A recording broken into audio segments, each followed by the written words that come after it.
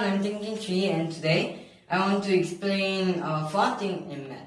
This day I did survey to the students, and I asked them, what is your question in math? And it's interesting.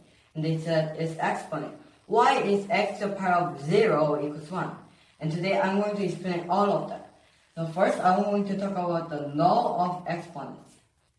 Let's say x to the power of y times x to the power of z, it will be equal to x to the power of y plus z.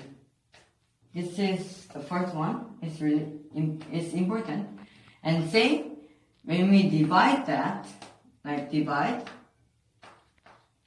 then it will be equal to x to the power of y minus z. And the third one is x to the power of negative y will be equal to x to the power of y over 1. And the fourth one is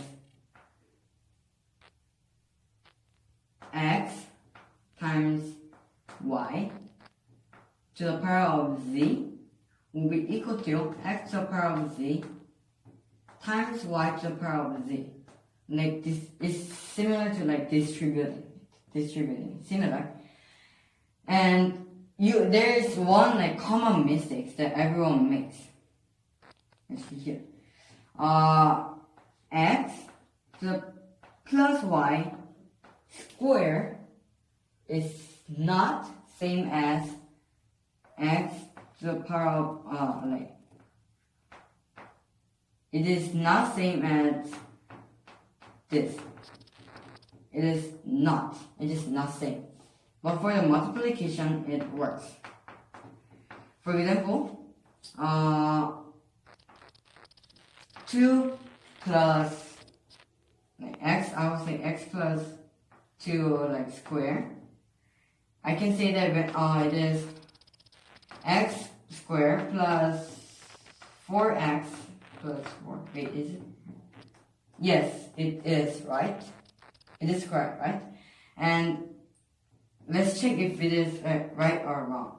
For example, I can say 2 times 2 squared. I can say that it is 4 squared, which is 16.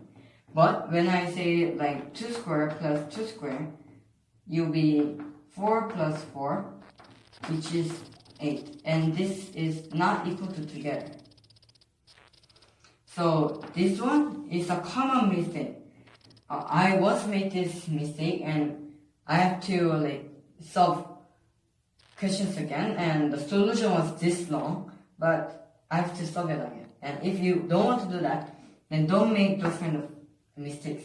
It is not same as multiplication. You cannot distribute it.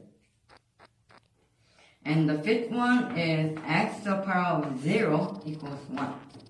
So first, I will give you an example for this one.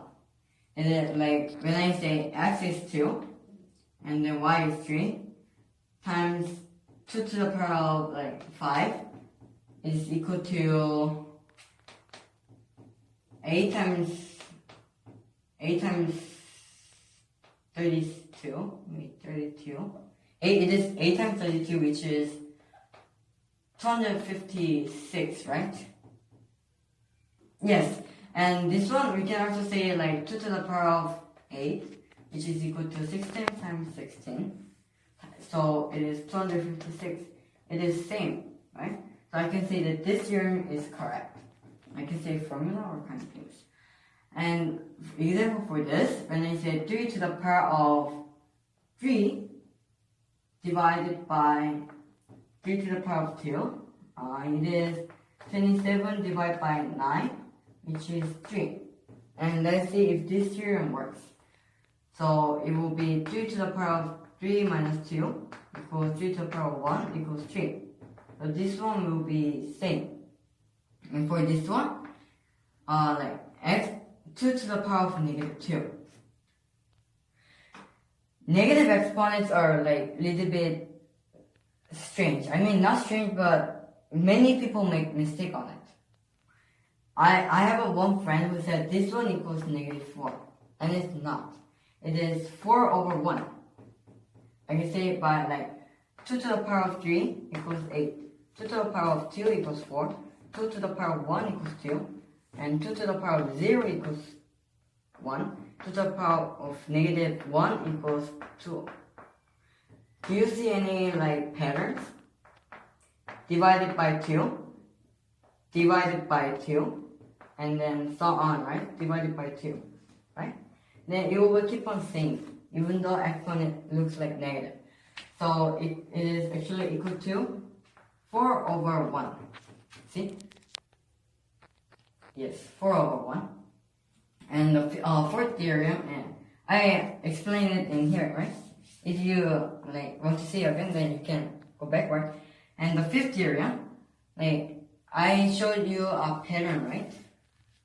And it is one today, but I think this one I want to talk a little bit more.